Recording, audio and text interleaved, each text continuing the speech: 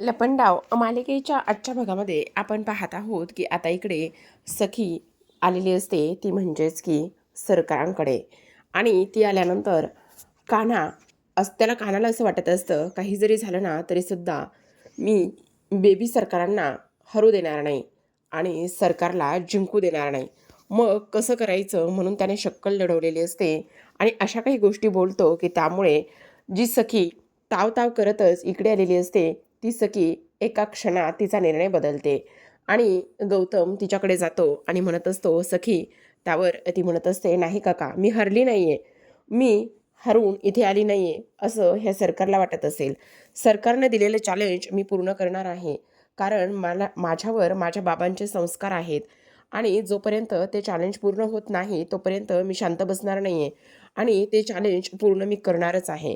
माझ्या बाबांनी मला लढायला शिकवले. ह्या आईचे संस्कार नाही आहेत माझ्यामध्ये, माझ्या बाबाचे संस्कार आहेत इथे.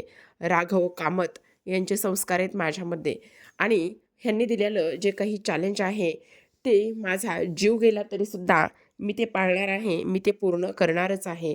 या घरामध्ये कुणी मेलं ना तरीसुद्धा मी ह्या घराचा उंबरा ओलांडणार नाही आहे आणि काही जरी झालं ना तरीसुद्धा माझं चॅलेंज अपूर्ण ठेवून मी पुन्हा इकडे येणार नाही, असं स्पष्टपणे सखीनं सांगितलेलं असतं. तेव्हा इकडे पुरुषोत्तम आणि मीनाक्षी ह्या दोघांना सुद्धा खूप आनंद होतो. आता हे सगळं काही झाल्यानंतर ती मात्र तिथून लगेच निघून जाते. आता सखी निघून गेलेली असते तेव्हा तेजस्विनीचा म्हणजे सरकारचा हा जो काही प्लॅन आहे तो मात्र पूर्ण फ्लॉप झालेला असतो. कारण ती आता कानावर चिडत असते. ती म्हणत असते, काय गरज होती तुला हे सगळं काही इथे बोलण्याची? कशाला जास्तीचं तोंड उघडलंस तू? जेवढं सांगितलंय, जेवढे पैसे मिळतात तेवढीच बडबड करायची.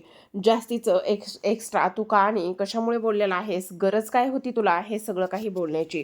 तू समजतोस का कोण स्वतःला? आता तू हे जे काही केलंयस ना, तुला निस्तरावायचं आहे. का गरज होती? का बोललायस तू असं सगळं काही? तुझ्या अशा बोलण्यामुळे, वागण्यामुळे ती तिथून निघून गेलेली आहे. तुला कळतंय का? ती चांगली आली होती. जा आता पटकन, जी काही माती खाल्लीस ना, ती माती इथे सावरण्याचा तू प्रयत्न कर, असं म्हणून आता लगेच कान्हाला ती तिथून पाठवून देते. तर आता आपण पाहतो की इथे सरकारला एक फोन आलेला असतो आणि सरकारला एक फोन आल्यानंतर ती लगेचच म्हणत असते, आलेच. असं म्हणून एवढी रागराग करणारी सरकार मात्र एका फोनमुळे कशी शांत झाली, हा प्रश्न गौतमला पडतो आणि तो विचार करतो, हे सगळं काय? वहिनीला एवढा राग आला होता आणि एवढा राग आल्यानंतर वहिनी फक्त एक फोन आलाय आणि त्या एका फोनमुळे ती लगेच शांत झाली. नाही नाही, पाणी कुठेतरी मुरतंय, असा तो इथे विचार करत असतो. आणि असा विचार केल्यानंतर बघायला पाहिजे म्हणून सरकारच्या पाठीमागे तो निघालेला असतो. इकडे दुसऱ्या बाजूला आपण पाहतो की चाळीमध्ये आत्तापर्यंत सखी कुठे गेली तिने सांगितलं पण नाही, ह्या सगळ्या गोष्टी असतात आणि त्यामुळे दाभाडे काकू आणि जानवी इतर बायकासुद्धा असतात आणि त्या म्हणत असतात, काय ही पोरगी कुठे गेली, काय गेली, काहीच सांगून गेली नाहीये, हे सगळं काय आहे असा ती विचार करत असते. तेवढ्यातच समोरून एक रिक्षा येते आणि रिक्षा आल्यानंतर जानवी म्हणत असते, तिकडे बघ तिकडे. तेव्हा समोरून येणाऱ्या रिक्षामधून सखी त्या रिक्षेतून खाली उतरताना ह्या लोकांना दिसते. आता त्या रिक्षातून खाली उतरताना दिसल्यानंतर दाभाडे मावशीला प्रश्न पडतो, ही पोरगी कुठे गेली होती नेमकी आणि आत्ता कुठून आली आहे नेमकी हेच त्यांना कळत नसतं. आता सखी लगेचच रिक्षावाल्याला पैसे देत असते, पण फक्त जवळ 10 रुपये असतात आणि त्यामुळे पैसे देऊ शकत नसते. किरण धावतच येतो आणि रिक्षावाल्याला पैसे देऊ लागतो. सखी नको म्हणत असते, पण तो म्हणतो असू देत. तेव्हा तिच्याकडे असलेले 10 रुपये आणि किरणने वरचे पैसे देऊन रिक्षाला पाठवून दिलेलं असतं. आता किरण लगेचच तिची बॅग घेतो आणि दाभाडे मावशीकडे येतो. तेव्हा दाभाडे मावशी सखीला म्हणतात, अगं काय बेटा हे, कुठे गेली होतीस तू आणि हे सगळं काय आहे सखी? आ कुठे गेली होतीस? त्यावर ती म्हणत असते, मावशी मी तुम्हाला खोटं सांगणार नाहीये, मी कुठे गेले होते ते. मी ही चाळ सोडून तिकडे सरकारांच्याकडे गेले होते, पण आत्ता मी कुठेच जाणार नाहीये. मला माझी चूक कळली आहे, मी कुठे गेली होती आणि आता काय झाले, ह्या सगळ्या गोष्टी मला इथे करायला नको होत्या, पण मी तसं केलेलं आहे. मला माफ कर मावशी. इथे काही जरी झालं ना तरीसुद्धा मी आता इथून पुढे कुठेच जाणार नाही. मला ह्या चाळीमध्येच राहायचं आहे. मला माफ कर. त्यावर मी माझ्या आपल्या माणसांमध्ये पुन्हा आले. मला आपल्या माणसांना जाणून घ्यायचे, मला ह्या आपल्या माणसांसारखं जगायचे, म्हणून मी पुन्हा परत आलेले आहे. त्यावर लगेचच आता इकडे मी कोणाला तरी दिलेलं चॅलेंज ते मला पूर्ण करायचे आणि मी माझा जीव गेला तरीसुद्धा ते चॅलेंज पूर्ण करणारच, असं सुद्धा इकडे आता ती बोलत असते. ह्या सगळ्या गोष्टी दाभाडे मावशी म्हणतात, कसलं चॅलेंज, कुणाला दिलेलं चॅलेंज आहे आणि का बोलतेस असं. तेवढ्यातच आता धावतच कान्हा तिथे आलेला असतो. दुसऱ्या बाजूला आपण पाहतो की सरकार धावतच बाहेर पडते. खूप चिडलेली असते, पण डोक्यामध्ये अगदीच डोक्यावर बर्फ आणि जिभेवर साखर ठेवल्यासारखी ती हल्ली वागत असते. धावतच बाहेर पडते. एवढा राग आलेला असतो, म्हणून सांगू की काही विचारू नका. एवढा राग येऊन सुद्धा आता इकडे मात्र काही जरी झालं तरीसुद्धा तिला ह्या सगळ्या गोष्टी कराव्याच लागणार असतात. कारण तिला जायचं असतं एका ठिकाणी आणि तेव्हा ज्या गाडीमध्ये ती बसते त्याच गाडीमध्ये आपला गौतम तिच्या मागावर येऊन बसलेला असतो. आता त्याच गाडीमध्ये गौतम येऊन बसल्यानंतर आपण पाहतो की इकडे आता लगेचच दुसऱ्या बाजूला मात्र जी काही आपली तेजस्विनी म्हणजे सरकार आहे ती निघालेली असते. तर आता इकडे ती कार काढत असते आणि कार काढल्यानंतर गौतमला असं वाटत असतं की तो बरोबर तेजस्विनीच्या म्हणजेच त्याच्या वहिनीचाच पाठलाग करतोय. पण प्रेक्षकांनो अजिबात तसं नसतं. थोडंसं उलटं आणि चुकीचंच झालेलं असतं. खरं तर आता इकडे सखीनं असा प्रश्न केल्यानंतर किंवा सखीनं सांगितलेलं असतं, मी ते चॅलेंज पूर्ण करूनच राहणार आहे, काही जरी झालं तरी. कारण दाभाडे मावशीला आणि त्यांना माहिती नसतं की फक्त सखी एका महिन्यासाठी ह्या सखी सदन चाळीमध्ये राहायला आली म्हणून आणि सरकारने दिलेलं चॅलेंज पूर्ण करायला आली हे मात्र त्या लोकांना अजिबात माहिती नसतं. हे फक्त किरण आणि त्याचबरोबर सखी काना आणि तिकडच्या लोकांना माहिती असतं. असं बोलल्यानंतर आता लगेचच ती लोकं विचारतायत, कसलं चॅलेंज, बोल ना. त्यावर लगेच आता कान्हा तिथे येतो आणि तो म्हणत असतो, मला मला चॅलेंज दिलंय बेबी सरकारांनं. त्यांनी असं मला चॅलेंज दिलंय ना, की काही जरी झालं तरीसुद्धा मी इथे राहून दाखवेलच म्हणून. अच्छा असं आहे तर. तेव्हा दाभाडे मावशी म्हणतात, म्हणजे तुमच्यामध्ये सुद्धा उंदरा-मांजराच्या भांडणाला सुरुवात झालेली आहे वाटतं.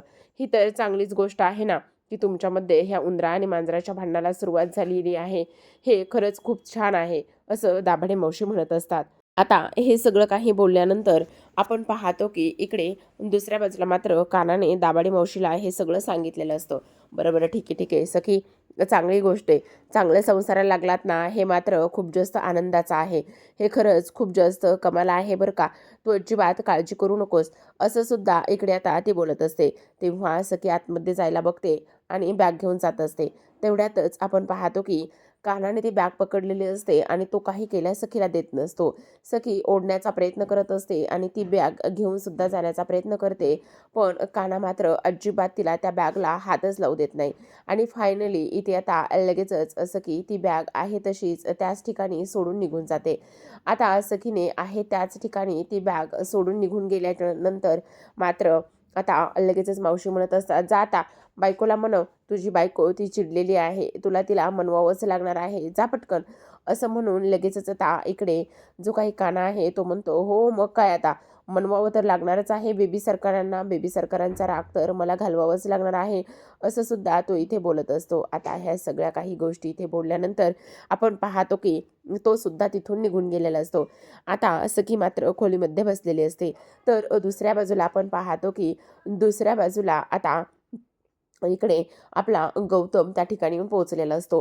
आता कार एका ठिकाणी थांबते. कार एका ठिकाणी थांबल्यानंतर आता आपल्याला असं पाहायला मिळतं की गौतम हळूच त्या डिक्कीमधून उतरत असतो.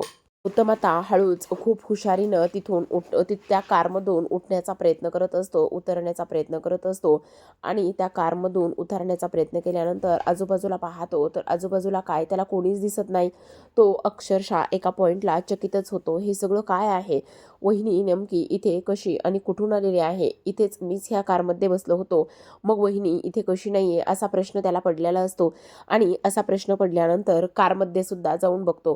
कारमध्ये सुद्धा जाऊन बघितल्यानंतर त्याला मात्र तेजस्विनी कुठेच दिसत नाही. आता तेजस्विनी नेमकी कुठे गेली असेल असा सुद्धा प्रश्न त्याला पडतो आणि तेवढ्यातच ड्रायव्हर आलेला असतो. आता ड्रायव्हर आल्यानंतर तो म्हणत असतो, गौतम सर तुम्ही इथे. त्यावर तो म्हणतो, तू इथे काय करतोयस? ही कार तर इकडे वहिनी चालवत होती ना? हो त्याच चालवत होत्या, पण तेव्हा काय झालं तुम्हाला सांगू का?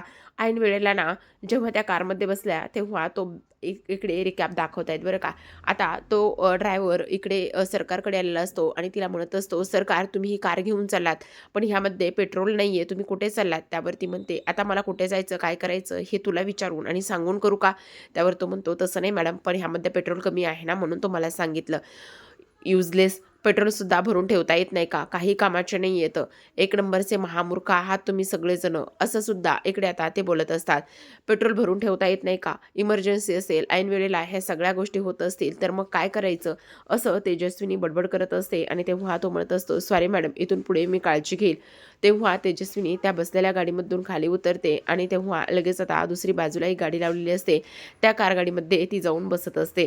इकडे मात्र आता माझं तोंड बघणार आहेस का? दरवाजा कोण उघडणार आहे का? दरवाजा उघडण्यासाठी तुला वेगळे पैसे किंवा वेगळा माणूस ठेवू का? लगेचच आता तो दरवाजा ओपन करतो. तेव्हा तेजस्विनी खाली गाडीतून उतरत असते. आता खाली उतरल्यानंतर तिला आता दुसरी गाडी घेऊन जावी लागणार असते. आता जो काही ड्रायव्हर आहे तो मात्र तीच गाडी घेऊन पेट्रोल भरायला निघालेला असतो आणि पेट्रोल भरायला निघाल्यानंतर ह्या ठिकाणी तो इकडे वॉशरूमला येऊन थांबलेला असतो आणि तेव्हाच हे सगळं काही होतं. त्यावर गौतम म्हणत असतो, शे असं झालेलं आहे, म्हणजे आज सुद्धा वहिनी माझ्या तावडीतून सुटलेली आहे, मला शोध घ्यावाच लागेल. बघा ना, हिचं पण नशीब किती जोरावर आहे. इकडे आपण पाहतो की आता सरकार तिला पाहायचे त्या ठिकाणी येऊन पोहोचलेली असते. हातामध्ये एक ती पिस्तूल घेऊन आलेली असते आणि ते पिस्तूल लगेचच हातामध्ये घेते आणि त्या गाडीतून खाली उतरते. खरं तर आज तिला खूप राग आलेला असतो. आज फोन आलेला असतो तो म्हणजेच की सखीच्या आईचा, खऱ्या तेजस्विनीचा, आणि त्यामुळेच तिकडेच ती निघालेली असते.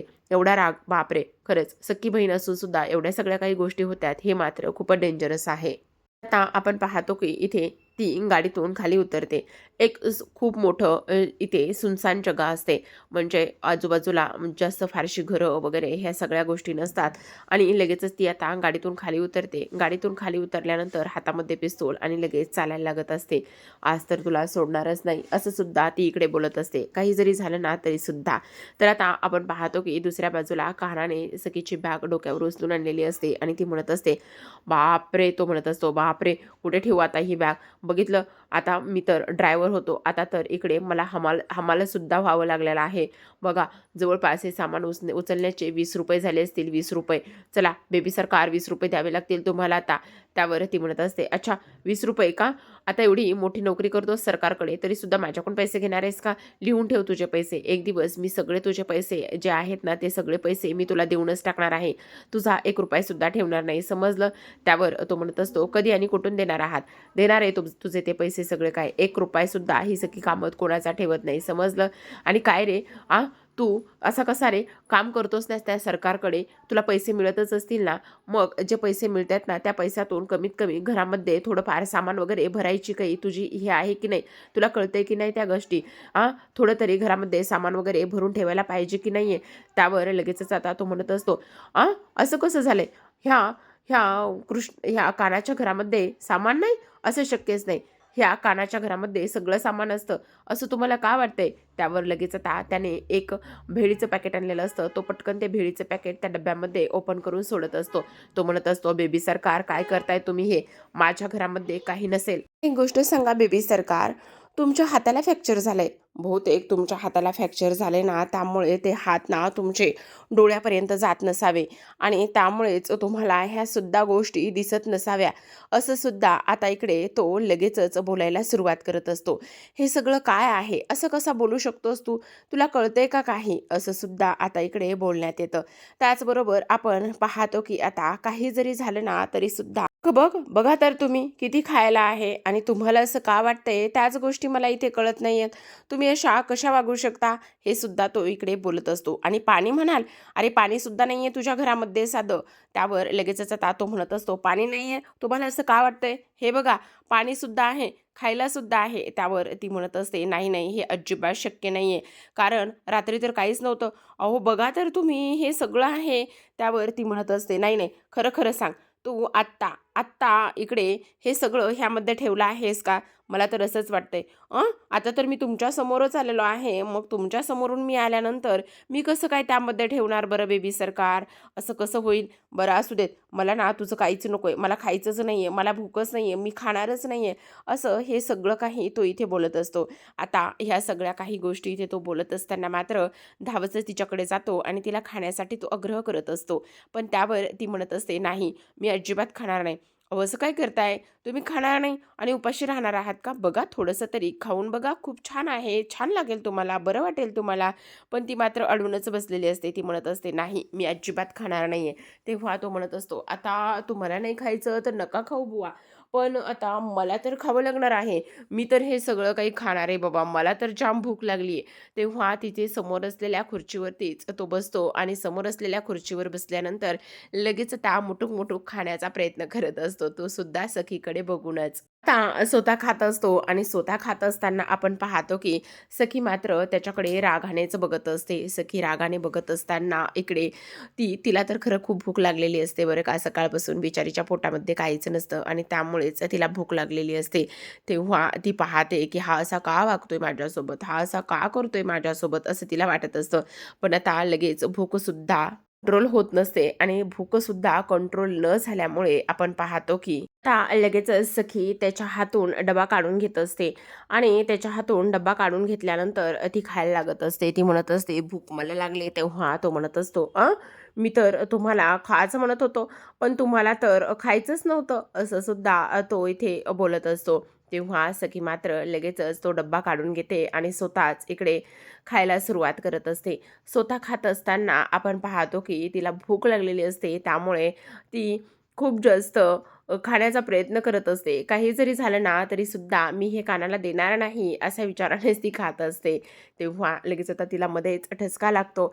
ठसका लागल्यानंतर आपण पाहतो की आता लगेचच तो उठून जातो आणि तिच्याकरिता पाणी घेऊन येतो. आता तिच्याकरिता पाणी घेऊन आल्यानंतर तो तिला पाणी प्यायला देत असतो आणि ती पाणी पिते. त्यावर इथे प्रेक्षकांनो बऱ्याच वेळ त्यांनी लपंडाव याच मालिकेचं टायटल सॉन्ग जे आहे ते इथे प्ले केलेलं असतं आणि सखी फायनली पाणी पिलेली असते. तेव्हा आता बेबी सरकार तुम्हाला बरं वाटतंय ना? तुम्हाला काही त्रास तर होत नाही ना? ह्याच गोष्टी तो तिला विचारत असतो. हां, तो तिला म्हणतो, "अजून काही हवंय का?" तेवढ्यातच आता सखीला ढेकर आलेला असतो आणि सखीला ढेकर आल्यानंतर इकडे लगेचच ती म्हणते, "नाही, काय नकोय." आणि थोडीशी अगदीच लाजल्या-मुजल्यासारखी झालेली असते. दुसऱ्या बाजूला आपण पाहतो आता इकडे सरकार तेजस्विनी सखीच्या इकडे जाऊन पोहोचलेली असते. तिथे असलेला माणूस सरकारला म्हणत असतो, "सरकार, मी सखीबद्दल एक शब्द बोललो, सखीबद्दल वाईट बोललो, सखीला त्रास द्यायचं बोललो, तर ह्या बाईनं माझ्या हातावर चाकू चालवला आहे." त्यावर ती म्हणत असते, "सोड तिला." आणि तेव्हा ती म्हणत असते, "काय गं ये, तुझी मुलगी मला एवढा त्रास देते. तुझी मुलगी मला एवढं सगळं काही सहन करायला लावते. त्यावेळेस मी काय केलं पाहिजे? आ? बोल ना, काय केलं पाहिजे? तुझी मुलगी तर मला किती त्रास देते. बोल ना ताई, किती त्रास देते ती मला. काहीच ऐकत नाहीये ती माझं. मग मी काय केलं पाहिजे? आता तर मी तुला सोडणारच नाही. मी तुला मारून टाकणार आहे." त्यावर इथे सखीची म्हणत असते, "तू मला मारू शकत नाही. मला माहिती ना, तू मला अजिबात मारू शकत नाही." असं इथे ती बोलत असते. पण आता शेवटी इकडे सरकारने सखीच्या आईवर म्हणजे तेजस्विनीवर बंदूक रोखून धरलेली असते आणि बंदूक रोखून धरल्यानंतर प्रेक्षकांनो आता फायनली इथे काय होईल हे पाहणं इंटरेस्टिंग असतं. तर आजच्या भागामध्ये एवढंच. उद्याचा भाग खरंच खूप कमाल आणि धमाल असणार आहे. उद्याच्या भागामध्ये आपण पाहतो की आता इकडे तर आता ह्या दोघांना पण ना सामान खरेदी करण्यासाठी जायचं असतं. कारण घरामध्ये काही बेसिक गोष्टी नसतात आणि इकडे सामान खरेदी करायला जाण्यासाठी इथे आपण पाहतो की आता लगेचच इकडे असं की म्हणत असते, एकतर इथे रिक्षासुद्धा मिळत नाही आणि रिक्षा मिळत नाही तर कसं जायचं? त्यावर तो म्हणत असतो, "का हो बेबी सरकार, तुम्ही असं काय करताय? बघा तर कानाच्या एका एका सिटीमध्ये इथे लगेचच रिक्षा जी आहे ना ती इथे दारामध्ये हजर होईल." असं सुद्धा इकडे आता तो बोलत असतो. तेव्हा ती म्हणते, "अच्छा असं आहे तर मग मार ना सिट्टी, मार बरं सिट्टी आणि दाखव तुझी कमाल जी आहे काही ती." तेव्हा कान्हा लगेचच आता इकडे सिट्टी मारतो आणि सिट्टी मारल्याबरोबर दारामध्ये रिक्षा आलेली असते आणि तेव्हा सिट्टी कान्हा म्हणत असतो, इथे कानाला तुम्ही असं नाही बोलू शकत हां. काही जरी झालं तरीसुद्धा तुम्ही कानाला ह्या सगळ्या गोष्टी इथे नाही बोलू शकत." असं सुद्धा इकडे आता तो बोलत असतो. त्याचबरोबर बघा आली की नाही रिक्षा, चला बरं रिक्षेत ताबडतोब बसायला चला, असं सुद्धा इकडे आता तो बोलत असतो. त्याचबरोबर प्रेक्षकांनो, आजच्या भागामध्ये एवढंच. उद्याचा भाग तर इंटरेस्टिंग असणार आहे, कारण इकडे आता आज जी काही आपली सरकार आहे ती सरकार मात्र एका ठिकाणी गेलेली असते आणि ती सरकार एका ठिकाणी गेल्यानंतर आता म्हणजे ती सखीच्या आईवर बंदूक रोखून असते आणि ती म्हणत असते, सरकार गुन्हा माफ करत नाही आणि गुन्हेगाराला सुद्धा माफ करत नाही. तू ह्याच्यावर चाकू चालवलायस ना, त्यामुळे आता तुला ह्या जगातून सोडून जावंच लागणार आहे, असं सुद्धा इकडे आता ती बोलत असते. तर आता प्रेक्षकांना अशाच नवनवीन डेली मालिकांचे अपडेट्स पाहायचे असतील, जाणून घ्यायचे असतील तर नक्की चॅनलला सबस्क्राईब करा. कारण आता इकडे सरकारने जी काही मनस्वी म्हणजे सखीची आई आहे तिचं काय केलं असेल हे आपण उद्याच्या भागात पाहूया. तोपर्यंत धन्यवाद.